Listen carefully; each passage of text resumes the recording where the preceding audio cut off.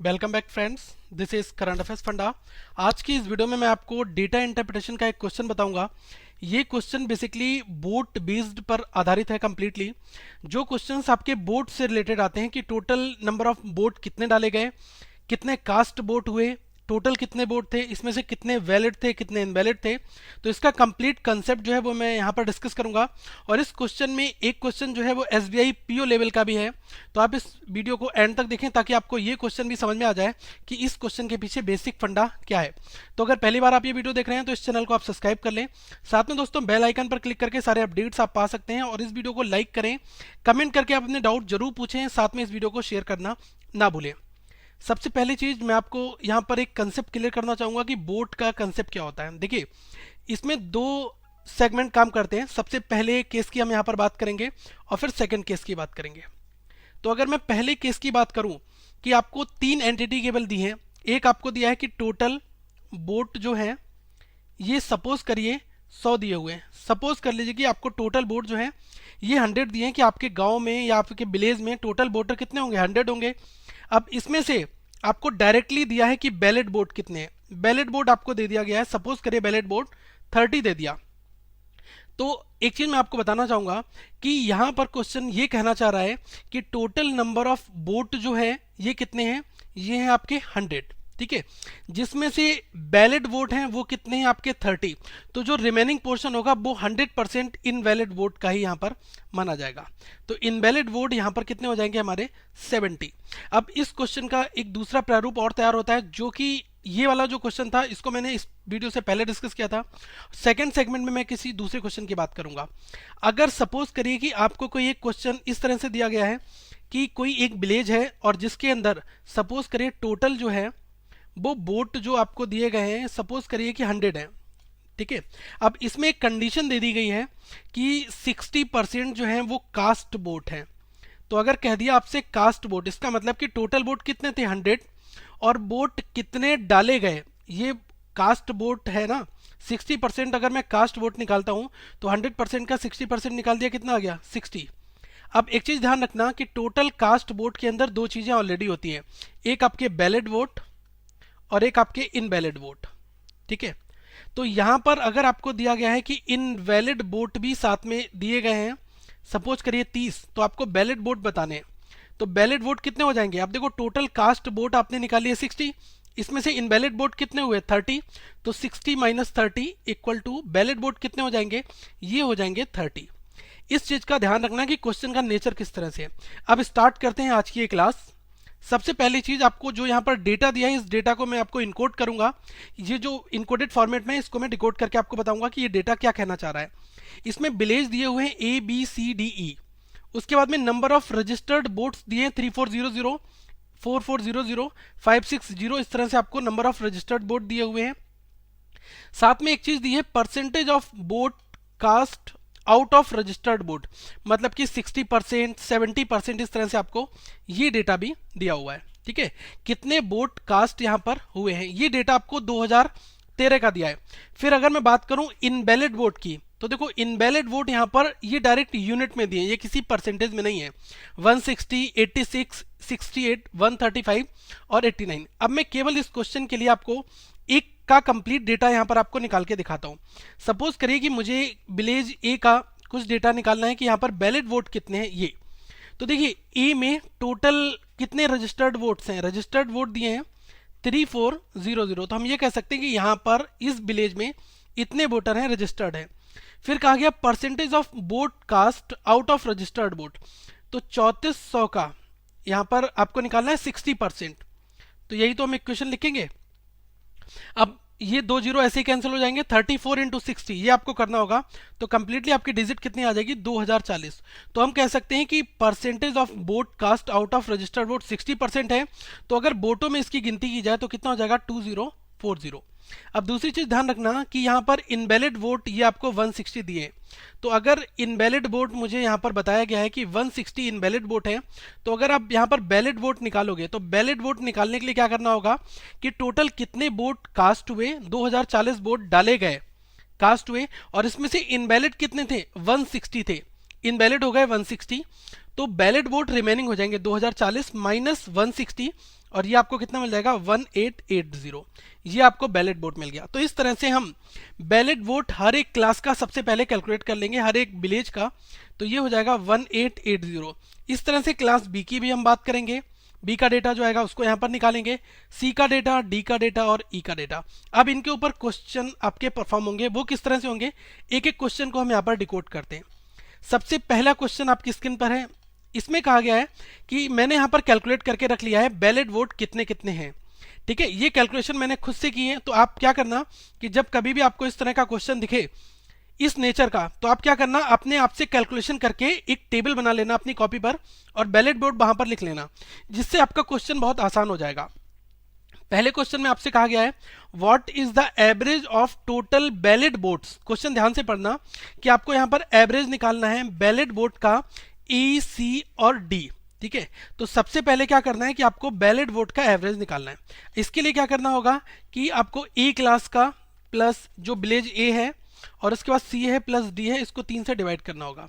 तो अगर बात की जाए ये कितना हो जाएगा 1880 प्लस 3012 प्लस 1685। ये तीनों वैल्यूज आपकी जुड़ जाएंगी। एक ये वाली वैल्यू 3012 और 1685, इसको 3 से डिवाइड कर दो। टोटल जोड़ोगे कितना आएगा 6577, और जब आप 3 से डिवाइड कर दोगे तो अप्रॉक्स आपको 2192 मिल जाएगा। तो इतने एवरेज जो है ये एवरेज निकल के आ जाएगा टोटल बैलेट वोट का। तो पहला क्वेश्चन आपका ये हो गया। अब दूसरा क्वेश्चन थोड़ा सा नेचर वाइज चेंज है, इसको देखते हैं। इसमें आपसे रेशियो पूछा है कि टोटल वोट कास्ट जो हुए हैं इसमें सी और ई का आपको रेशियो निकालना है। देखो यहां पर परसेंटेज ऑफ वोट कास्ट दिया हुआ है। तो अगर मैं सी की बात करूं तो सी में क्या करना है आपको 55 इंटू 56, इन दोनों की मल्टीप्लाई कर दो तो टोटल आपको वोट यहां पर पता चल जाएंगे। ये कितने आ जाएंगे 3080। ये टोटल वोट कास्ट कहां पर होंगे, ये होंगे आपके सी में। और इसी तरह से अगर मैं ई की बात करूं तो 4200 ये टोटल वोट दिए हुए हैं, इसकी 42 की 35 से मल्टीप्लाई कर दोगे तो कितना मिल जाएगा, ये आपको मिल जाएगा 1470। ठीक है, तो ये हमारा आ जाएगा 1470। अब आपको रेशियो निकालना है सी के साथ ई का रेशियो। ये क्वेश्चन आपका कर रहा है सी रेशियो ई निकालना है। तो ये कितना दिया 3080 इज टू 1470, 0 कैंसिल आउट। अब इसको आप किससे काट सकते हैं, इसको आप 7 से काट दें। तो 7 से अगर मैं काटता हूं तो ये 4 बार जाएगा, फिर 4 बार 44, और फिर ये कितने बार जाएगा 2 बार और 1 बार 21। तो हमारा अल्टीमेटली रेशियो क्या गया 44:21। अगर ये फर्दर डिवाइड होता है तो आप इसको कर सकते हैं, वरना ये अल्टीमेटली यही हमारा आंसर हो जाएगा। एक और क्वेश्चन यहाँ पर हम देखते हैं, थर्ड क्वेश्चन। इस क्वेश्चन में कहा गया है what is the difference between total ballot votes of B and C put together and A. मतलब आपको क्या करना है, बी और सी को एक साथ रखना है और ए को एक साथ रखना है। इसके बीच में जो आपका डिफरेंस होगा ना वो कैलकुलेट करना है। और किस में डेटा देखना है, बैलेट वोट में देखना है। बैलेट वोट आपका ये वाला प्रोफार्मा होगा। ठीक है, अब अगर मैं बी और सी की बात करूं, बी और सी की मतलब कि आपको ये दोनों डिजिट जो है ये समेशन करना है। तो अगर आपने इन दोनों डिजिट को ऐड किया तो ये कितना हो जाएगा, इसको इसमें क्या कहा गया बी और सी का। ठीक है, बी और सी के आपको बैलेट वोट देखने हैं ना, तो एक मिनट यहां पर मुझे बी और सी का डेटा पिक करना होगा। तो बी और सी का डेटा ये आपको दिया हुआ है। तो इन दोनों डाटा को अगर आप ऐड करोगे तो बी प्लस सी का कितना एक साथ आएगा, इन दोनों को ऐड कर लो, ये आ जाएगा 6006। और अगर बात की जाए ए का, ये कितना डेटा दिया हुआ है, ए का डेटा दिया हुआ है 1880। इनके साथ बस इसका डिफरेंस लेना है, 6006 माइनस 1880, तो ये हमारा आ जाएगा 4126। ये हमारा आंसर हो जाएगा। ठीक है, ये क्वेश्चन केवल कैलकुलेशन बेस्ड है। एक और क्वेश्चन यहां पर हम बात करेंगे। इसमें कहा गया है total number of ballot votes of A are how much % more than that of ballot votes of B. ठीक है, तो यहां पर कहा गया है कि total number of ballot vote A के आपको बैलेट वोट पिक करने हैं, बैलेट वोट ऑफ ए। फिर ये कहा गया कि ये कितने % मोर देन है। ठीक है, अब आप क्या करना कि इसमें अगर मोर देन पूछा है तो ठीक है, ये question basically memory based design हुआ है। तो यहाँ पर मोर देन या फिर लेस देन दोनों चीजें दी होती हैं, कभी मोर देन दिया होता है, कभी यहाँ पर लेस देन दिया होता है। तो अगर मैं बैलेट वोट ए की बात करूं तो बैलेट वोट ए के कितने हैं 1880 है। सपोज करिए क्वेश्चन में आपको मोर देन ना देकर यहाँ पर लेस देन दिया है। ठीक है, कोई भी दोनों में से हो सकता है, मैं क्वेश्चन में लेस देन देकर सॉल्व करूंगा इस क्वेश्चन को। ठीक है, तो 1880 बैलेट वोट ए के मैंने काउंट कर दिया यहाँ पर, और ये बी के बैलेट वोट कितने हैं 2994। क्योंकि यहाँ पर मैंने मोर देन क्यों नहीं किया, ये क्वेश्चन का थोड़ा सा मिसप्रिंट था, क्योंकि हमने मेमोरी बेस्ड क्वेश्चन डिजाइन किया है। ये वैल्यूज हमने खुद से पिक किए हैं, तो यहाँ पर कोई वैल्यू बड़ी और छोटी हो सकती है, तो आप यहाँ पर ध्यान रखना, इसलिए मैंने यहाँ पर लेस देन कर दिया है। तो वैल्यू जो ए की है वो कितने हैं 1880, और बी की वैल्यू कितनी है 2994। तो यहाँ पर ये वैल्यू कम है, इसलिए मैंने यहाँ पर लेस देन लिया। अगर कभी ये वैल्यू ज्यादा दी होती तो आप यहाँ पर मोर देन लेकर भी क्वेश्चन को सॉल्व कर सकते हैं। कंसेप्ट समझना है आपको, कंसेप्ट क्या कहना चाह रहा है। तो 1880 2994 से कितना कम है, ठीक है, ये आपको सबसे पहले कम निकालना है। तो अगर बात की जाए, ये हमारा कम है 1114, 1114 कम होगा ये, ठीक है। इसमें से अगर आप रिड्यूस करेंगे टोटल लेस देन आपका कितना आ जाएगा, ये एल टी की वैल्यू आ गई। अब एल टी का परसेंटेज अगर मुझे कैलकुलेट करना है तो 1114 ये किस पर निकालना है, कंपेयर बी से कर रहे हैं ना, तो बी का कितना है 2994 इंटू 100। अब एग्जाम में ये क्वेश्चन करना है, क्योंकि एग्जाम में ऑप्शंस दिए होते हैं। तो इसको 3000 मान लो, इसको मैंने कितना मान लिया 3000। तो ये पूछा है कि 1114 ये 3000 का कितना परसेंट है, तो 1% की वैल्यू कितनी हो जाएगी 30 हो जाएगी। और अगर बात की जाए 30% की वैल्यू ये कितनी हो जाएगी, ये हो जाएगी आपकी 900, ठीक है। 900 30% हो गया। और मैं अगर 7% निकालता हूं तो ये कितना आ जाएगा 210 आ जाएगा। अब आप इन दोनों को जोड़ लो, 30 + 7 बराबर कितना हो गया 37%, और 37% में ये कितना 1110 आ गया लगभग। तो अल्टीमेटली 1114 के आसपास आ रहा है, तो अप्रॉक्सीमेट हम कह सकते हैं 37% ये वैल्यू होगी। डायरेक्टली आपको कैलकुलेट नहीं करनी, अगर आप कैलकुलेट भी करेंगे 37 पॉइंट समथिंग समथिंग कुछ आएगी। लेकिन अगर हम ओरली इसको फाइंड आउट करना चाहें विदाउट पेन एंड पेपर के यूज करे हुए, तो हम निकाल सकते हैं कि 10% 30 हुआ, 1% कितना 30 हुआ। तो अगर मैं बात की जाए 30% कितना होगा, तो 30% 30 इंटू 30 900 हो जाएगा। और यहाँ पर 7% निकालना है, तो 1% से 7 की मल्टीप्लाई कर दो, कितना हो गया ये 210 हो गया, ठीक है। अब 210 ये हो गया, और साथ में 90 ये 900 ये है, तो 900 + 210 कितना हो जाएगा ये हमारा 1110। और ये अप्रॉक्सीमेट 1114 दिया हुआ है, तो अल्टीमेटली आंसर कितना हो जाएगा 37% हमारा ये आंसर हो जाएगा। अब बात करते हैं लास्ट क्वेश्चन की, फाइनल क्वेश्चन की। इस क्वेश्चन को समझने के लिए थोड़ा सा आपको पेशेंस रखना है, और क्वेश्चन की लैंग्वेज को पहले समझना है। क्वेश्चन की लैंग्वेज हमें क्या कहना चाह रही है, क्वेश्चन की लैंग्वेज में कहा गया है कि if 50% males who cast votes in 2013 of a town A are reduced by 25% in 2014, and percentage of votes cast and total invalid votes in 2013 and 14 remain same, then find the number of females who cast valid votes in 2014। अब देखो इस question को एक बार मैं हिंदी में decode करके बताता हूं। इसमें कहा गया है कि ये डेटा आपको 2013 का दिया है, और विलेज ए की बात की गई है। विलेज ए में 50% जो है वो मेल हैं जिन्होंने अपने वोट को कास्ट किया है। तो अगर मैंने यहाँ पर कास्ट वोट निकालता हूं, तो सबसे पहले आप कास्ट वोट निकालते हो तो आपको क्या करना होगा कि 60 इंटू 34 करना होगा। 60 इंटू 34 किया तो ये कितना आ जाएगा, ये आ जाएगा आपका 2040। अब 2040 में 50%, ये 2013 का डेटा है। अब 2013 के डेटा में कहा गया है कि 50% मेल है यहाँ पर, तो मैं कह सकता हूँ 50% क्या है मेल है, तो रिमेनिंग क्या होंगे 50% जो है वो फीमेल हो जाएंगे। ये परसेंटेज आपको कुछ भी दिया हो सकता है, 50%, 10, 20 समथिंग कुछ भी दिया हो सकता है। तो 50% अगर मेल है 50% फीमेल है, तो 2040 का हाफ कर दो, ये कितना हो जाएगा 1020 मेल हो जाएंगे, 1020 फीमेल हो जाएंगे, ठीक है। अब ध्यान देना इस क्वेश्चन में कंडीशन अगली कहता है कि ई आर, इसमें कहा गया town A R reduced by 25%, ठीक है।